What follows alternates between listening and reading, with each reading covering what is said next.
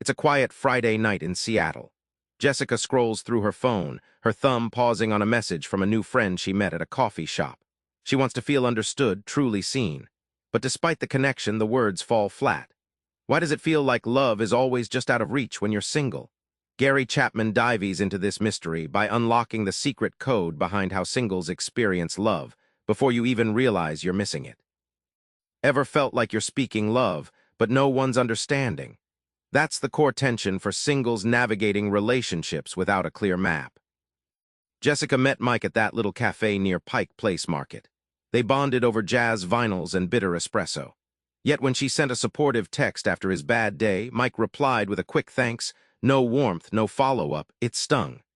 Jessica realized her way of showing care, words, weren't hitting his invisible love radar. Chapman likens love languages to Morse code for the heart.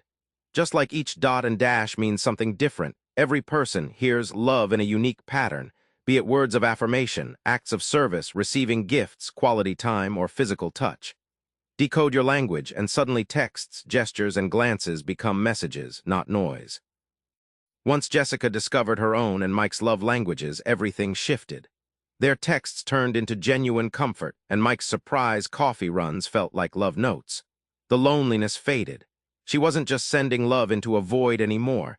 She was speaking a language that made love echo back. Singles aren't just waiting for the right one. They're wrestling with a love hunger that marriage advice misses, Chapman explains. Natalie works nights as a nurse in Chicago. After grueling shifts, she craves more than a casual hookup. She wants real emotional nourishment. But every app swipe feels shallow. She wonders, why does everyone focus on marriage when her everyday reality is singular and complex? Her loneliness isn't about being alone. It's about not feeling loved her way.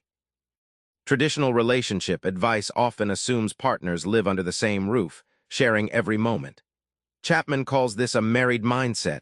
It overlooks singles' dynamic reality, where love languages express differently through friendships, family, and even self-love. It's like bringing a toolbox for carpentry to a pottery class. Need the right tools for the unique craft of singledom. Chapman reveals the 5 love languages don't disappear whether you're single or married. Words of affirmation still uplift, acts of service still heal, and quality time still feeds the soul. Singles just have to broaden their audience, friends, mentors, even themselves, to fulfill their love tank in fresh, satisfying ways. Here's the game changer. You don't have to wait for someone else to love you well. Chapman's Singles Edition shows how to refill your own tank and attract the right love. Chapman tells the story of Carlos, a graphic designer from Austin who thought he craved romantic physical touch. After reflecting, he realized quality time was his real hunger, time spent deeply with friends or absorbed in passion projects. Naming this gave Carlos clarity to nurture himself correctly and spot love when it showed up. He suggests concrete actions, journaling affirmations, scheduling quality time blocks, even if solo, or doing purposeful acts of kindness to others. It's like tuning an instrument before a concert. The key is to show up for yourself first, so your emotional language rings clear. The surprise, singles often find that filling their love tank through friendship and self-nurture sparks a magnetism they hadn't known.